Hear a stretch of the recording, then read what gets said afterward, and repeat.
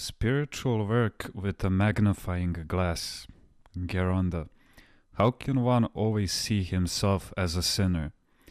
When he scrutinizes himself, the closer one examines the self, the more sins he sees in himself. How can someone who has many responsibilities be helped to carry out this work?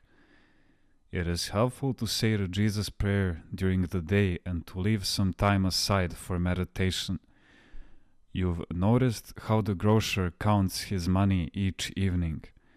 If he didn't pay attention to how much money he makes and how much money he owes, he would go bankrupt. Geronda. Some people don't know what to say in confession. This shows that they are not examining themselves carefully. If we don't examine ourselves carefully, then even the gravest sin will escape our attention. We have to cleanse the eyes of our soul. A blind person cannot see anything. Someone who has one eye, well, he can see. But one who has two good eyes will be able to see better. And if he were to use a telescope and a microscope, he would be able to see far away and up close very clearly. For example, I can carve a small wooden icon in 3 hours. But if I put it aside and look at it again after a few days, I will notice a number of defects. I can work on the same object for a week, for a month, or even 2 years.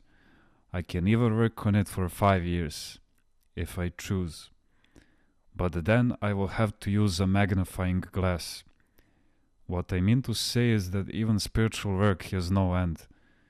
The more one progresses in the spiritual life, the clearer the eyes of his soul become, enabling him to see the magnitude of his sins with greater perception, which in turn humbles him and makes him more receptive to the grace of God. The saints who said, "I am a poor and miserable sinner," knew it was true because the eyes of their soul had become like microscopes. The more they advanced in the spiritual life, the more their microscopic vision magnified to observe their sinfulness. Here, looking at my hand with the naked eye, it looks rather nice to me. But if I look at it under a magnifying glass, I will see these tiny hairs, which I can now barely see, as small cypress trees. My goodness, what a hairy brute I am, I will say. Now if you work like this spiritually, you will detest your old selves. Our old self is an evil tenant within us. In order to evict him, we have to tear down the house and begin constructing a new building, the new man.